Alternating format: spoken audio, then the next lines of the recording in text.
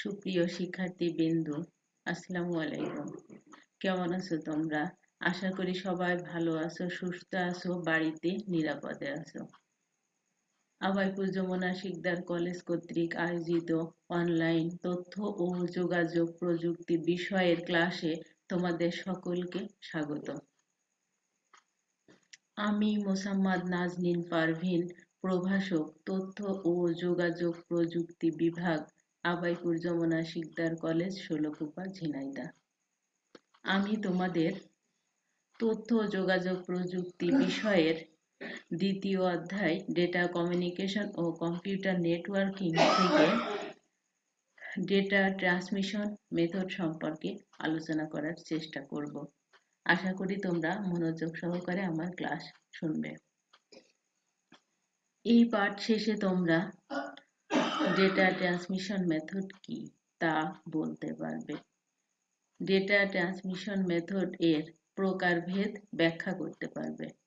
Data transmission method এর পার্থক্য, সুবিধা ও অসুবিধা সমূহ বর্ণনা করতে পারবে। প্রিয় শিক্ষার্থীবৃন্দ, তাহলে আমরা এবার আলোচনায় আসি ডেটা ট্রান্সমিশন মেথড। যে পদ্ধতিতে এক কম্পিউটার থেকে অন্য কম্পিউটারে তথা এক ডিভাইস থেকে অন্য ডিভাইসে ডেটা বিটের বিন্যাসের মাধ্যমে স্থানান্তর বা ট্রান্সমিট হয় তাকে ডেটা ট্রান্সমিশন মেথড বলে। অর্থাৎ ট্রান্সমিশন অর্থ স্থানান্তর এবং মেথড অর্থ পদ্ধতি।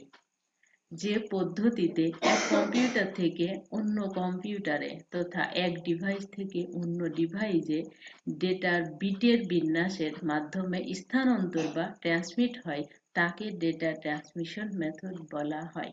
ডেটা ট্রান্সমিশন মেথড মূলত ডেটা কমিউনিকেশন সিস্টেমে সংযুক্ত ডিভাইসগুলোর মধ্যে বিটের আদান প্রদান বা বিনিময়ের প্রক্রিয়াকে বোঝানো হয়েছে।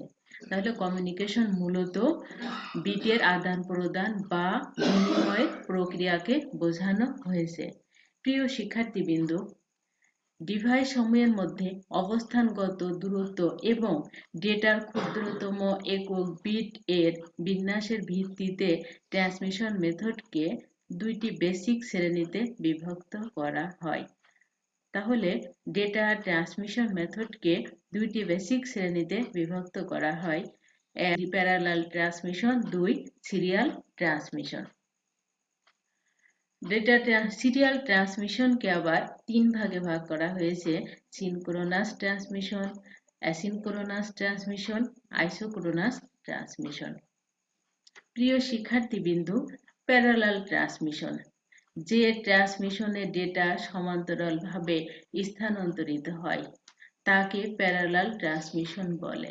তাহলে যে ট্রান্সমিশনে ডেটা সমান্তরালভাবে স্থানান্তরিত হয় তাকে প্যারালাল ট্রান্সমিশন বলে। সাধারণত কম্পিউটারের অভ্যন্তরে থাকা বিভিন্ন সাব ইউনিটের মধ্যে দ্রুত কম হওয়ার কারণে এদের মধ্যে ডেটা আদান প্রদানের জন্য বা ডেটা স্থানান্তরের জন্য প্যারালাল ট্রান্সমিশন মেথড ব্যবহার করা হয়। তাহলে প্যারালাল ট্রান্সমিশন কম দূরত্বে ডেটা আদান প্রদানের জন্য ব্যবহার করা হয়। প্যারালাল ট্রান্সমিশন কিবোর্ডের একটি ক্যারেক্টারকে বাইনারি এনকোড করে যে 8 বিট কোড তৈরি করা হয় তার সবগুলো বিট সমান্তরালভাবে সংযুক্ত 8টি তারের মাধ্যমে একই সাথে উৎস থেকে গন্তব্যে প্রেরণ করে। প্যারালাল ট্রান্সমিশনের সুবিধা সমূহ: ডেটা ক্যারেক্টার বাই ক্যারেক্টার স্থানান্তরিত হয়। ডেটা দ্রুত, অনেক বেশি দক্ষতার সাথে স্থানান্তরিত হয়। প্রিয় শিক্ষার্থীবৃন্দ, প্যারালাল ট্রান্সমিশনের অসুবিধাগুলো হলো দূরবর্তী স্থানের জন্য ব্যবহার করা সম্ভব নয় এবং এটি একটি ব্যয়বহুল। আমরা একটি প্যারালাল ট্রান্সমিশনের পদ্ধতি চিত্রের মাধ্যমে দেখতে পাচ্ছি। সিরিয়াল ট্রান্সমিশন, দূরবর্তী অবস্থানে থাকা ডিভাইসগুলোর জন্য সিরিয়াল ট্রান্সমিশন ব্যবহার করা হয়। প্রিয় শিক্ষার্থীবৃন্দু, তাহলে সিরিয়াল ট্রান্সমিশন মেথডটা ব্যবহার করা হয় দূরবর্তী স্থানের ডেটা আদান প্রদানের জন্য।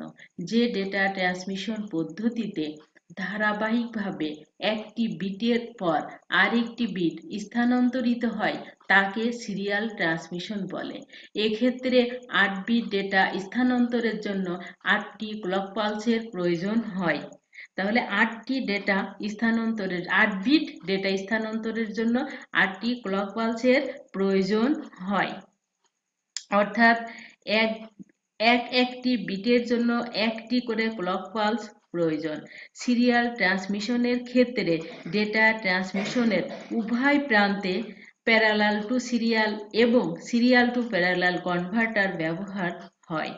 সিরিয়াল ডেটা ট্রান্সমিশনে যেহেতু ক্যারেক্টারের বিটগুলো ধারাবাহিকভাবে স্থানান্তরিত হয়, এক্ষেত্রে ট্রান্সমিশন হওয়ার সময় প্রেরক ও প্রাপকের মধ্যে এমন একটি সমঝোতা দরকার যাতে সিগন্যাল বিটের শুরু ও শেষ বুঝতে পারে। বিটের শুরু ও শেষ বুঝতে না পারলে প্রাপক কম্পিউটার উক্ত সিগন্যাল থেকে ডেটা পুনরুদ্ধার করতে পারবে না। সিগন্যাল পাঠানোর সময় বিভিন্ন বিটের মধ্যে সমন্বয়ের জন্য ব্যবহৃত পদ্ধতিকে বলা হয় বিট সিনক্রোনাইজেশন। প্রিয় শিক্ষার্থীবৃন্দু, তাহলে আমরা এখানে বিট সিনক্রোনাইজেশন কি তা জানতে পারলাম। অর্থাৎ সিগন্যাল পাঠানোর সময় বিভিন্ন বিটের মধ্যে সমন্বয়ের জন্য ব্যবহৃত পদ্ধতিকে বলা হয় বিট সিনক্রোনাইজেশন। প্রিয় শিক্ষার্থীবৃন্দু, বিট সিনক্রোনাইজেশনের উপর ভিত্তি করেই কিন্তু সিরিয়াল ট্রান্সমিশনকে 3 ভাগে ভাগ করা হয়, যথা অ্যাসিনক্রোনাস ট্রান্সমিশন, সিনক্রোনাস ট্রান্সমিশন এবং আইসোক্রোনাস ট্রান্সমিশন। সিরিয়াল ট্রান্সমিশনের কিছু সুবিধাসমূহ আমরা আলোচনা করব। 1. ধারাবাহিকভাবে বিট প্রেরণের কারণে নির্ভরযোগ্য পদ্ধতি। তাহলে ধারাবাহিকভাবে বিট প্রেরণের কারণে নির্ভরযোগ্য একটি পদ্ধতি সিরিয়াল ট্রান্সমিশন। যন্ত্রপাতি তুলনামূলক সহজ ও সাশ্রয়ী, নয়েজের প্রভাব কম। সিরিয়াল ট্রান্সমিশনের অসুবিধার মধ্যে রয়েছে ধীর গতি সম্পন্ন। আমরা সিরিয়াল ট্রান্সমিশনের চিত্রটি লক্ষ্য করি। প্রিয় শিক্ষার্থীবৃন্দু, সিরিয়াল ও প্যারালাল ট্রান্সমিশনের মধ্যে বেশ কিছু পার্থক্য রয়েছে। যে ডেটা ট্রান্সমিশনের পদ্ধতিতে কাছাকাছি অবস্থিত ডিভাইসগুলোর মধ্যে একটি ক্যারেক্টারের সবগুলো বিট একসাথে সমান্তরালভাবে একই ক্লক পালসে স্থানান্তরিত হয় তাকে প্যারালাল ট্রান্সমিশন বলে। অন্যদিকে যে ডেটা ট্রান্সমিশন পদ্ধতিতে ক্যারেক্টারের বিটগুলো একসাথে স্থানান্তরিত না হয়ে সিরিয়াল বা ধারাবাহিকভাবে যে কোনো দূরত্বে অবস্থিত ডিভাইসগুলোর মধ্যে স্থানান্তরিত হয় তাকে সিরিয়াল ট্রান্সমিশন বলে। প্যারালাল ট্রান্সমিশনে ডেটা ট্রান্সমিশনে অসংখ্য মাধ্যম দিয়ে একবারে একসাথে অনেক বিট পাঠানো যায়। সিরিয়াল ট্রান্সমিশনে একটি মাধ্যম দিয়ে একবারে একটি বিট পাঠানো হয়ে থাকে। প্যারালাল ট্রান্সমিশনে ডেটা ট্রান্সমিশন উচ্চ গতি সম্পন্ন। সিরিয়াল ডেটা ট্রান্সমিশনে ডেটা ট্রান্সমিশন ধীর গতি সম্পন্ন। প্যারালাল ট্রান্সমিশনে খরচ বেশি, সিরিয়াল ট্রান্সমিশন খরচ তুলনামূলক কম। স্বল্প দূরত্বে অবস্থিত ডিভাইসগুলোর মধ্যে ডেটা ট্রান্সমিশনে ব্যবহৃত হয় প্যারালাল ট্রান্সমিশন এবং অধিক দূরত্বে অবস্থিত ডিভাইস সমূহের মধ্যে ডেটা ট্রান্সমিশনের জন্য ব্যবহৃত হয় সিরিয়াল ট্রান্সমিশন। প্রিয় শিক্ষার্থীবৃন্দ, এবার আমরা অ্যাসিনক্রোনাস ট্রান্সমিশন পদ্ধতি সম্পর্কে আলোচনা করব। যে পদ্ধতিতে প্রেরক কম্পিউটার হতে ডেটা গ্রাহক কম্পিউটারে ক্যারেক্টার বাই ক্যারেক্টার ট্রান্সমিট হয় এবং ক্যারেক্টার সমূহের ট্রান্সমিশনের মধ্যে সময় বিরতি সমান নয়, তাকে অ্যাসিনক্রোনাস ট্রান্সমিশন বলে। যে পদ্ধতিতে প্রেরক কম্পিউটার হতে ডেটা গ্রাহক কম্পিউটারে ক্যারেক্টার অর্থাৎ অক্ষর বাই অক্ষর ট্রান্সমিশন হয় এবং ক্যারেক্টার সমূহের ট্রান্সমিশনের মধ্যে সময় বিরতি সমান নয়, তাকে অ্যাসিনক্রোনাস ট্রান্সমিশন বলে। অ্যাসিনক্রোনাস ট্রান্সমিশনের যেহেতু ক্যারেক্টারের বিটগুলো এক্ষেত্রে ধারাবাহিকভাবে স্থানান্তরিত হচ্ছে, তাই ডেটা শুরু এবং কম্পিউটারকে বোঝানোর জন্য ডেটার সাথে অতিরিক্ত কিছু তথ্য জুড়ে দিতে হয়, যেটি ডেটা শুরু এবং শেষকে নির্দেশ করে। ডেটা শুরু বোঝানোর জন্য পাঠানো বিটকে স্টার্ট বিট, এবং এটি পেলেই কম্পিউটার তার আভ্যন্তরীণ সিস্টেমের ক্লক পালসকে এ অনুসারে চালু করে।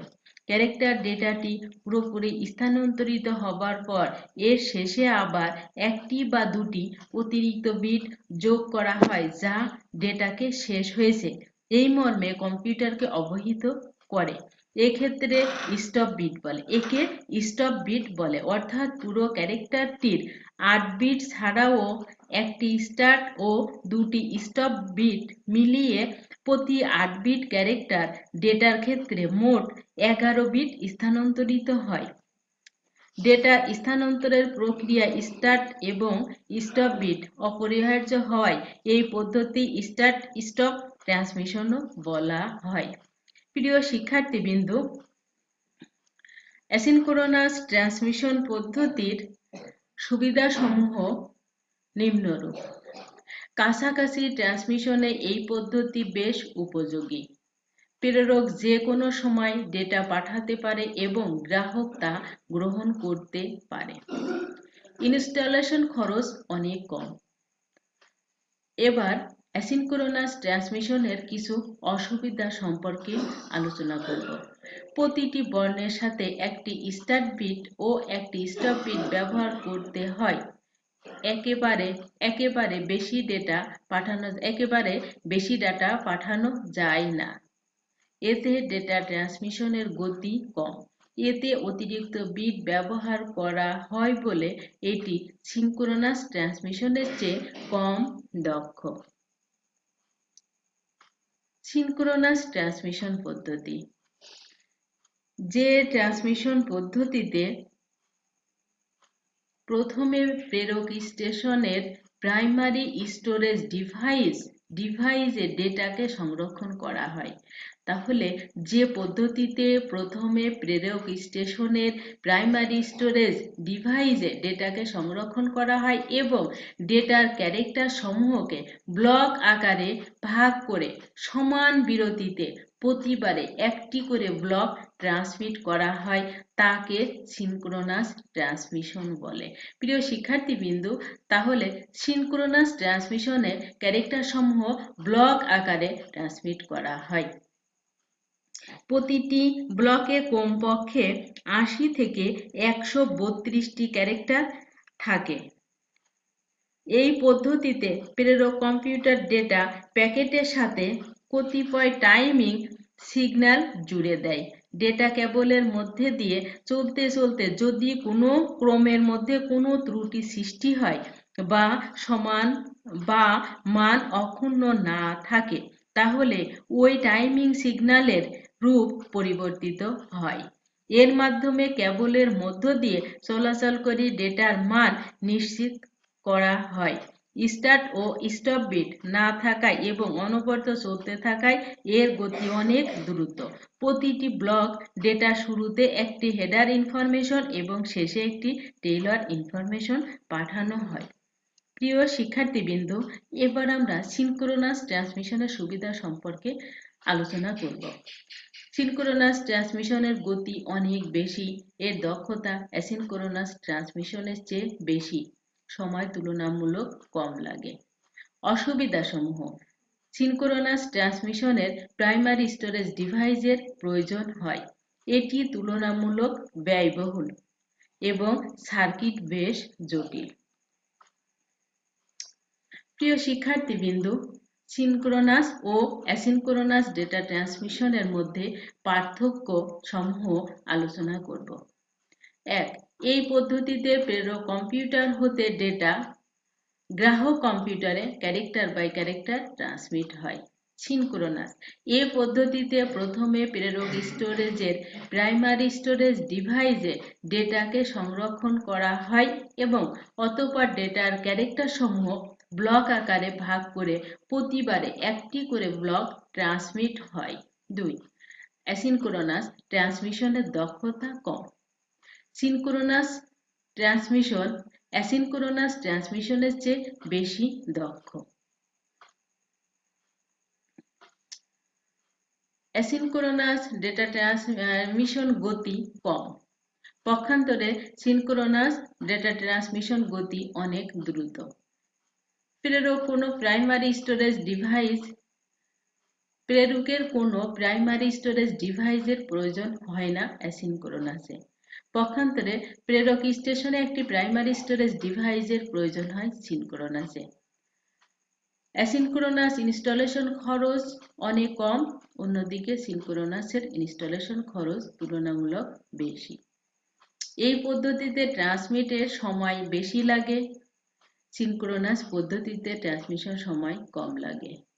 অ্যাসিনক্রোনাস পদ্ধতিতে প্রতিটি ক্যারেক্টারের শুরু ও শেষে স্টার্ট ও স্টপ বিটের প্রয়োজন হয়। পক্ষান্তরে সিনক্রোনাস পদ্ধতিতে প্রতি ব্লক ডেটা শুরুতে একটি হেডার ইনফরমেশন এবং শেষে একটি টেইলর ইনফরমেশন ব্যবহার করা হয়। প্রিয় শিক্ষার্থীবৃন্দ, এবার আমরা আইসোক্রোনাস ট্রান্সমিশন নিয়ে আলোচনা করব। আইসোক্রোনাস ট্রান্সমিশন যে পদ্ধতিতে প্রেরক ও প্রাপক স্টেশনের মধ্যে ডেটা ট্রান্সমিশনের সময় একই অর্থাৎ কোনো প্রকার দেরি ছাড়া একক সময়ে সমস্ত ডেটা ব্লক বা প্যাকেট আকারে ট্রান্সফার করা হয় তাকে আইসোক্রোনাস ডেটা ট্রান্সমিশন মেথড বলা হয়। প্রিয় শিক্ষার্থীবৃন্দ, তাহলে যে পদ্ধতিতে প্রেরক ও প্রাপক স্টেশনের মধ্যে ডেটা ট্রান্সমিশনের সময় একই অর্থাৎ কোনো প্রকার দেরি ছাড়া একই সময়ে সমস্ত ডাটা ব্লক বা প্যাকেট আকারে ট্রান্সফার করা হয় তাকে আইসোক্রোনাস ট্রান্সমিশন মেথড বলা হয়। আইসোক্রোনাস ট্রান্সমিশন এর আইসোক্রোনাস প্রকৃতপক্ষে এটি হলো সিনক্রোনাস এবং অ্যাসিনক্রোনাস এই দুই পদ্ধতির সমন্বিত একটি ডেটা ট্রান্সমিশন মেথড, যেখানে ডেটা সিনক্রোনাসের মতো ব্লক আকারে কিন্তু অ্যাসিনক্রোনাসের প্রাইমারি ডিভাইসে ডেটা সংরক্ষণ না করে যখন প্রয়োজন তখনই পাঠানো সম্ভব। আইসোক্রোনাস ডেটা ট্রান্সমিশনের কিছু সুবিধাসমূহ আলোচনা করব।